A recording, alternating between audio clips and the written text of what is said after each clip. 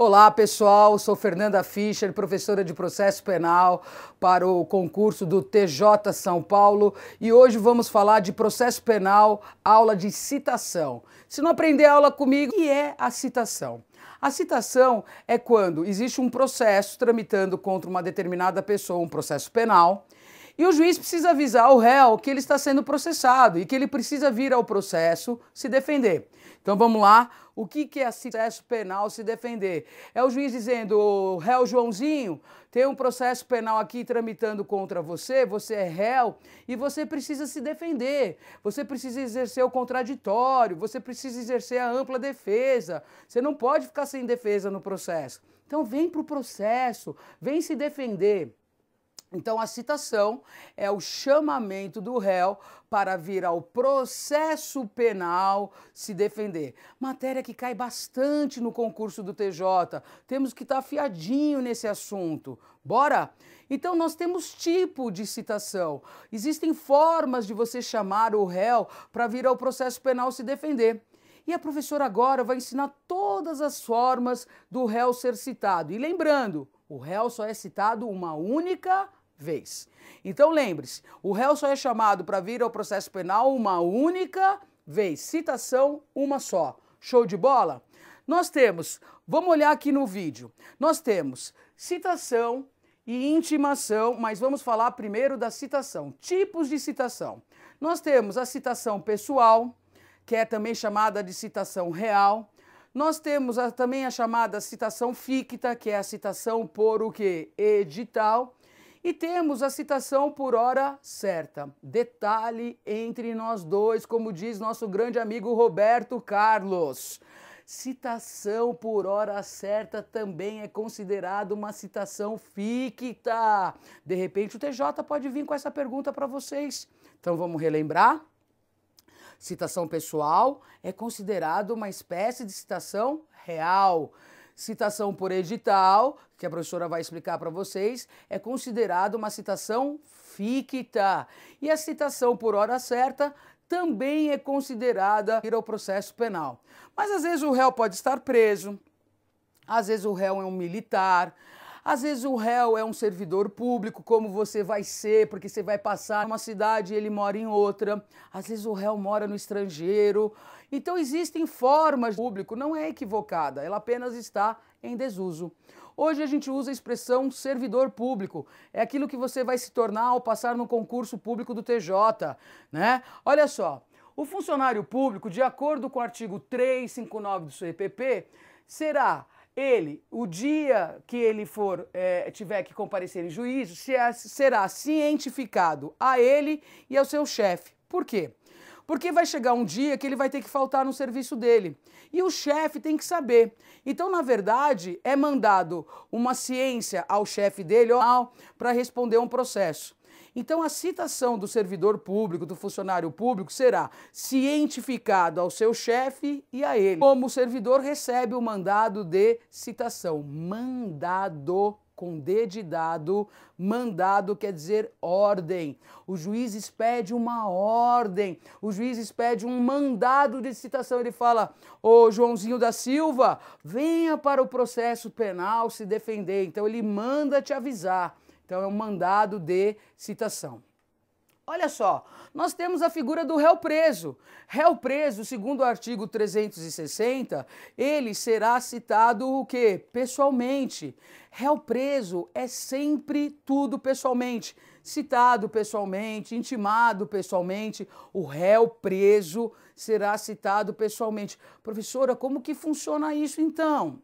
O réu está lá no CDP. O CDP quer dizer Centro de Detenção Provisória. É onde ele aguarda a sentença dele. Então ele fez uma bobagem na vida dele, cometeu um crime, foi preso e aí ele é encaminhado a esse Centro de Detenção Provisória e fica lá guardadinho. Fica lá guardadinho, esperando a sua sentença sair. Quando ele vai receber o mandado de citação, ele tem que receber esse mandado pessoalmente. Alguém tem que ir até o CDP falar: amiguinho, você está sendo processado, você vai ter que comparecer em juízo, você vai ter que se defender, né? Porque de repente você é inocente, está aqui trancado errado. Então, quem faz essa comunicação do juiz até esse cidadão que está preso é o oficial de justiça. O oficial de justiça, ele pega o mandado de citação, vai até o CDP, que é o endereço onde está localizado esse preso, está lá guardadinho, pede para chamar o preso, né? Então o pessoal lá do CDP chama o preso, e aí o oficial de justiça, com o mandado de citação nas mãos, ele fala: senhor réu, tem um processo penal lá tramitando contra você, você vai ter que comparecer em juízo, tá? Avisa algum advogado, ou se o senhor não tiver advogado, o Estado vai ter que arrumar um advogado para o senhor. Então esse mandado de citação é entregue ao preso, o preso fica com uma cópia dessa citação e ele toma ciência do que está acontecendo contra ele. Qual é o crime que está sendo atribuído a ele, quem é que está processando ele, que normalmente é o Ministério Público, na maioria das vezes, salvo nas hipóteses que o crime é de natureza privada, que quem processa é a própria vítima, mas normalmente quem processa o réu, segundo o Código Penal, é o promotor de justiça, na maior parte dos crimes são públicos, a gente fala assim, beleza? Então o oficial de justiça pega o mandado de citação que o juiz expediu, vai até o CDP, manda chamar o réu, fala: réuzinho, show de bola, você está sendo processado, amiguinho. Então, ó, tá aqui a cópia do mandado de citação, tá aqui a cópia da petição inicial, que a gente chama de denúncia quando é do Ministério Público. Aqui tá tudo escrito o que o promotor está falando que você fez de errado. Aqui tá escrito o que você vai ser condenado caso for condenado, etc. Beleza? Então, réu preso será citado pessoalmente. Funcionário público, será citado ele e avisado o chefe dele. Show de bola? Olha só. Temos um militar. O militar está na rua, trabalhando, né? E o seu chefe está lá, sentadão no meson, com seu barrigão, não é isso? Então o militar, ele vai ser citado na pessoa do seu chefe do respectivo serviço. É o que diz o artigo 358 do CPP. Será citado na pessoa do seu chefe do respectivo o quê? Serviço. O militar está lá na rua, está correndo, está atrás dos bandidões, e o seu chefe já cansadão, está com barrigão, sentadão, então é ele que recebe o mandado de citação, é ele que vai avisar o seu subordinado: olha, você está sendo citado, você vai ter que responder a um processo penal, você vai precisar de um advogado, você vai ter um dia que vai ter que comparecer em juízo. Show de bola? Citar é avisar ao réu que ele deverá comparecer em o quê? Juízo. Ok. Bom, às vezes o réu reside fora do território da jurisdição do juiz. Nossa, que Ave Maria, muito complicado isso. Vamos lá. Às vezes o réu mora fora da comarca, comarca é cidade, onde rola o processo. Por exemplo, o processo está em São Paulo, capital, e o réu mora em Santos, outra cidade. Próxima a São Paulo? Próxima a São Paulo, mas é outra cidade. Quando o réu mora numa cidade e o processo está em outra cidade, o oficial de justiça da cidade onde rola o processo não pode ir até a cidade do réu. Então, o juiz da cidade onde está rolando o processo, São Paulo, nosso exemplo, vai ter que pedir para o juiz da cidade onde o réu mora, Santos, para que esse juiz, em seu nome, cite o réu. Então, esse pedido que sai de um juiz e vai para outro chama-se carta precatória. Como que é, professora? Carta precatória. Então, toda vez que um juiz de uma cidade pede para outro juiz, em seu nome, citar o réu, chama-se carta precatória. O juiz de São Paulo é o juiz que está pedindo para que o réu seja citado. Nós chamamos esse juiz de deprecante. É o cara que vai expedir a carta precatória.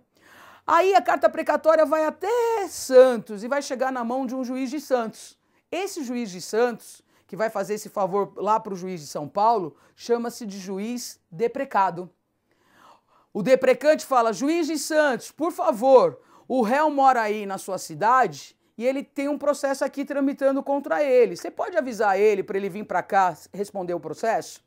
Então, esse pedido que sai de São Paulo, no nosso exemplo, e vai até Santos, chama-se pedido de carta o quê? Precatória.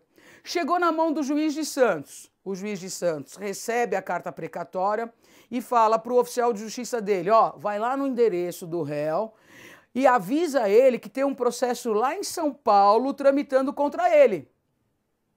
Então, toda vez que o réu mora na cidade diversa do processo, o processo está numa cidade e ele mora em outra, como que ele vai ser citado? Por carta precatória. É um juiz de uma cidade pedindo ao juiz de outra que faça a gentileza de citar o réu para ele. Show de bola? Aí chegou lá em Santos, olha o que aconteceu, meu. Olha o que aconteceu. O oficial de justiça, ele foi lá no endereço. Chegou no endereço, tocou a campainha, blim, blom, fulaninho de tal está aí? Não, acabou de mudar. Mudou para Peruíbe. Faz uma semana que o cidadão mudou para Peruíbe, ele está aqui nesse endereço. Olha a complicação que se criou. Aí o oficial de justiça volta lá para o juiz de Santos. Voltou, ô seu juiz de Santos, eu fui lá no endereço e me informaram que agora o réu está morando em Peruíbe. Aí o juiz de Santos, olha, poxa, ainda dá tempo de citar o réu. Vou fazer o seguinte, eu vou mandar lá para o juiz de Peruíbe, para que o juiz de Peruíbe cite o réu. Então, este juiz de Santos, que é chamado de deprecado, manda rapidamente a carta precatória lá para o juiz de Peruíbe, que também é considerado um juiz deprecado, porque o deprecante é só o de São Paulo, é aquele que pediu, é onde está rolando o processo. Então, por isso que a carta precatória ela tem uma característica importantíssima a ser dita. Ela tem a característica de ser itinerante, ela segue o itinerário do réu. Onde o réu vai, a precatória vai atrás. Então, vamos juntos. Onde o réu vai, a precatória vai, o quê, senhores? Atrás. Mas diz a lei, desde que haja tempo para a citação.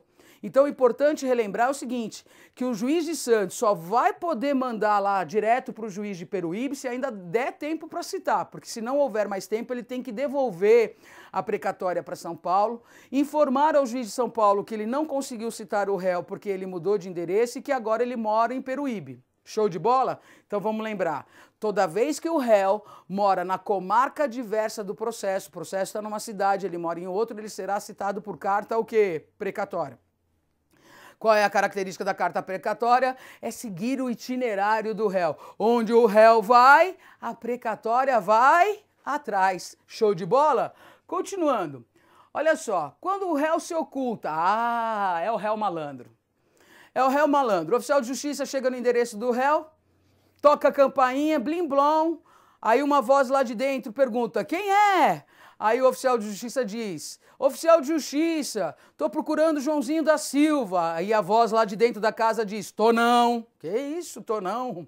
Ou seja, mostra para o oficial de justiça que ele está se esquivando, que ele está se escondendo. O réu que se oculta é o réu malandro. O oficial de justiça sabe que ele está lá no endereço dele, ele sabe que está lá na casa dele. Só que ele, para se esquivar da justiça, para não receber a cartinha do juiz avisando ele que ele está sendo citado, ele dá uma de malandrão e se oculta. Importa não. O oficial de justiça faz o seguinte, ele vai no endereço 2 vezes. Na segunda vez, ele realmente verificando que o réu está de malandragem, está se esquivando, está se ocultando, o que ele faz? Ele avisa alguém da família, se tiver, ou se não tiver, ele toca a campainha na casa de um vizinho e fala, olha, sou oficial de justiça, eu preciso citar o cidadão que mora aqui no endereço na casa ao lado e ele está se esquivando, então avisa ele que amanhã, no horário tal, eu vou voltar e vou citar ele estando ou não estando. Então, essa é a chamada citação por hora certa.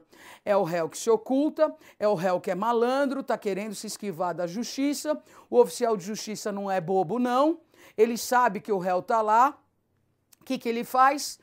Retorna ao endereço 2 vezes, verificando que o réu realmente está querendo se esquivar, ele fala, show de bola, não tem problema não, réu. Eu vou avisar alguém da sua família ou o seu vizinho que no dia seguinte, em horário tal, eu vou voltar e acabou o assunto. E você vai ser citado. Por isso que a citação por hora certa é considerada ficta. presume-se que o réu tomou ciência de que ele está sendo o quê? Processado. Show de bola? Tamo junto? Continuando. Réu no estrangeiro em lugar sabido. Ó, cuidado. O réu tem que estar no estrangeiro, mas eu tenho que saber o endereço do réu. Toda vez que o réu está no estrangeiro, em lugar sabido, eu sei o endereço do réu, ele será citado por carta rogatória. Carta rogatória. Tamo junto com o nome? Carta o quê? Rogatória. Mas para ele ser citado por carta rogatória, ele tem que estar no estrangeiro, fora do Brasil, e eu tenho que saber o endereço dele, porque se eu não souber o endereço dele, a citação é outra. Show de bola? Então, o réu no estrangeiro, no lugar sabido, será citado por carta rogatória. Professora, qual é o prazo dessa carta rogatória? Não tem prazo. Vem comigo. Não tem prazo, filhão. Por que não tem prazo? Porque é um pedido de um país a outro país. Isso demora muito. Se a lei estabelecesse um prazo para rogatória, provavelmente isso não daria certo, porque você depende de um outro país para fazer essa citação do réu. Então você não pode obrigar o outro país a fazer a citação no prazo que você quer. Então o legislador disse o seguinte, ó, réu no estrangeiro em lugar sabido, então o réu está fora do Brasil e eu sei o endereço dele, vai ser citado por rogatória. E essa rogatória não tem prazo. Só que tem um detalhe entre nós. O Estado, quando o cara comete um crime, ele tem um prazo para punir esse cara. O nome desse prazo é chamado prazo prescricional. É o prazo que o Estado tem para punir alguém que cometeu um crime no Brasil. Então ele não pode punir no dia e na hora que ele quiser, ele tem um prazo para isso. Então a partir do momento que o cara comete um crime, o prazo do Estado começa a correr. Então o prazo do Estado começa a correr. E aí, se o cara fosse citado por rogatória, imagine você que a rogatória demore sei lá quantos anos na vida. Então a lei diz o seguinte, a rogatória não tem prazo. Show de bola? Show de bola. Mas, detalhe, o prazo que o Estado tem para punir o réu, que é chamado de prazo prescricional, ficará o quê? Suspenso, parado, até a rogatória voltar para o Brasil. Assim o Estado não perde o direito de punir este réu infrator. Então, vamos lá, recapitulando, réu no estrangeiro, em lugar o quê? Sabido, será citado por carta o quê, gente? Rogatória. Rogatória tem prazo? Não, rogatória não tem prazo. Mas o que a rogatória faz? Ela suspende o prazo prescricional que o Estado tem para punir o réu. Lembrando, prazo prescricional é o prazo que o Estado tem para punir o réu que cometeu um crime a contar da data dos fatos. Show de bola, senhores? Show de bola. Continuando. O réu no juizado especial criminal, ou seja, no procedimento sumaríssimo, lá no GCRIM, será citado o quê? Pessoalmente. Olha só, diante do artigo 66 da Lei 9.099 de 95, em seu parágrafo único, não encontrando acusado para ser citado, o juiz encaminhará as peças existentes ao juízo comum para adoção do procedimento previsto em lei. Este procedimento será sumário. Então vamos entender tudo isso. No juizado especial criminal, no procedimento sumaríssimo, primeiro, quais são os crimes que seguem esse procedimento? Crimes de menor potencial ofensivo. Professora, quem são os crimes de menor potencial ofensivo? Estou vendo a sua mãozinha aí do outro lado levantando, fazendo essa pergunta, o seu ponto de interrogação. Os crimes de menor potencial ofensivo são aqueles onde a pena máxima dele é até 2 anos, ok? Todo crime, o legislador estabelece uma pena mínima e uma pena máxima para esse crime. No caso de crimes de menor potencial ofensivo, segundo o artigo 62 da Lei 9.099 de 95, qual artigo? 62 da Lei 9.099 de 95, são crimes onde a pena máxima é até quantos, senhores? 2 anos. Então, quando o juiz recebe nas mãos dele um crime de menor potencial ofensivo, no procedimento sumaríssimo, ele só pode citar o réu pessoalmente. Professora, por que só pode citar o réu pessoalmente? Porque é um crime de menor potencial, o quê, senhores? Ofensivo. Agora, se não conseguir citar ele pessoalmente, vai ser remetido esse processo ao procedimento comum e lá ele será citado por o quê, senhores? Edital, caso não encontre ele. Show de bola? Quando o réu não for encontrado, é o réu em lins. Quando o réu não for encontrado, réu em lins, lugar incerto e não sabido, será citado por edital no prazo de quantos, senhores? 15 dias. Então, réu em lins será citado no prazo de quantos, senhores? 15 dias. Show de bola? Olha só. O mais importante é o artigo 366, que caiu inclusive no último exame do TJ aqui em São Paulo. Réu citado por edital, não comparece, não constitui advogado. Tem que ter as três coisas. Réu citado por edital, não comparece, não constitui advogado. Olha o que vai acontecer. Vai ficar suspenso o processo para, suspende o prazo prescricional, que é aquele prazo que o Estado tem para punir o réu. Se for o caso, o juiz decreta a prisão preventiva, se tiver os requisitos da mesma, 312. E se for o caso, em caso de urgência, de relevância, manda produzir provas de natureza, o que? Urgente. Show de bola? Agora só falta falar da intimação. Intimação no processo penal, via de regra, seguem as regras da citação. Ou seja, o que não tiver previsto para intimação no processo penal, a gente vai adotar as regras da citação. Réu preso, advogado dativo, que é aquele dado pelo Estado, Ministério Público, sempre serão intimados pessoalmente. Testemunha também tem que ser intimado pessoalmente. Uma regra importante é o seguinte: se o réu tiver um advogado constituído, que é aquele que ele escolhe, na publicação que sai para o advogado, intimando ele, por exemplo, de uma audiência, tem que constar o nome do réu, sob pena dessa intimação não valer nada, ser considerada pelo direito nula. Então, assim, ó, a intimação do advogado constituído, contratado pela parte por publicação, nessa intimação por via de publicação, deve conter o nome do acusado sob pena de nulidade. Show de bola? MP, réu preso e advogado dativo deve ser intimado pessoalmente. As regras que não estão previstas para intimação, vamos usar todas as regras da citação. Requisitos do mandado de citação, vai ser os mesmos da intimação. Show de bola, senhores? Hoje terminamos a nossa aula de citação e intimação. Na próxima aula a gente volta falando de outro tema. Fique com a gente, boa sorte na prova do TJ, beijão e até lá.